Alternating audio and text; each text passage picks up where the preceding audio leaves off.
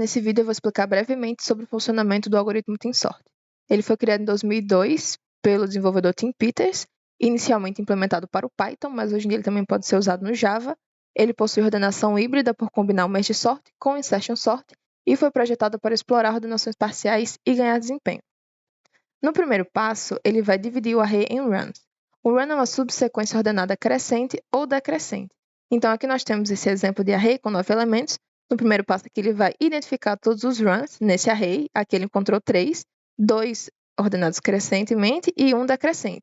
Então, nesse primeiro passo, após ele identificar os runs, ele vai ordenar de forma crescente os runs que estiverem decrescentes, certo?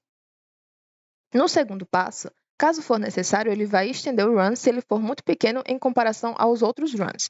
O tamanho mínimo, que é o min_run, ele vai variar com base no tamanho do array, mas geralmente o número padrão é entre 32 e 64. Então, se um run tiver menos de um certo número de elementos, ele vai completar usando o insertion sort.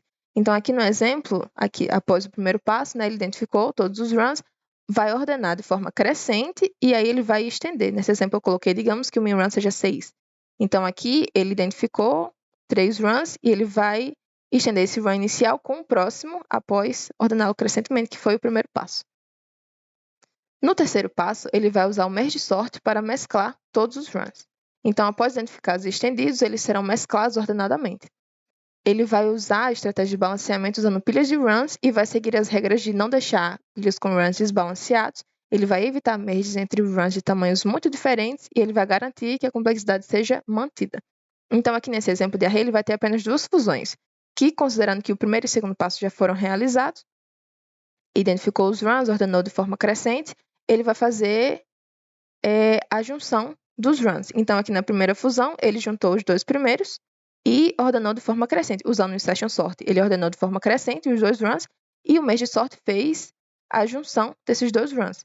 E, por último, ele vai juntar com o último run que sobrou, como já estava ordenado de forma crescente em comparação com essa primeira fusão, o array já ficou totalmente ordenado, certo? Falando agora da complexidade do TeamSort, no melhor caso, ele vai ser ODN, que vai ser quando o array já estiver totalmente ordenado. Então, no primeiro passo, o insertion sort ele vai percorrer todo aquele array, ele vai identificar que ele já está totalmente ordenado e não vai ser preciso realizar o segundo e o terceiro passo, porque ele já vai estar ali todo ok. No médio e no pior caso, a complexidade vai ser n log de n, não só porque o array vai estar totalmente desordenado, mas também vai ser quando os runs encontrados naquele array forem todos muito pequenos. Então, isso vai gerar um maior custo inicial, porque o insertion sort ele vai ter que percorrer todos os runs, vai ter que identificar, ele vai ter que estender todos esses runs e depois ele vai fazer o merge.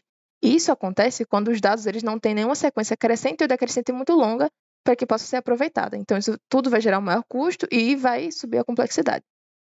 As vantagens de usar o TeamSort é porque ele é estável, ele é rápido em dados reais, especialmente quando já estiverem ordenadas, que foi o exemplo do passo 3, e ele vai ser mais eficiente que o Quicksort e ele vai evitar o pior caso do Quicksort, porque no caso do TeamSort ele vai sempre tentar manter a complexidade para que ela não passe de n log de n, certo? Em Java, nós temos a função arrays.sort, que ela é fornecida pela classe Java Util Arrays a partir do Java 7, que serve para ordenar arrays, certo? E ela vai servir tanto para tipos primitivos quanto para objetos. Agora eu vou mostrar um vídeo que vai mostrar a visualização desse algoritmo funcionando.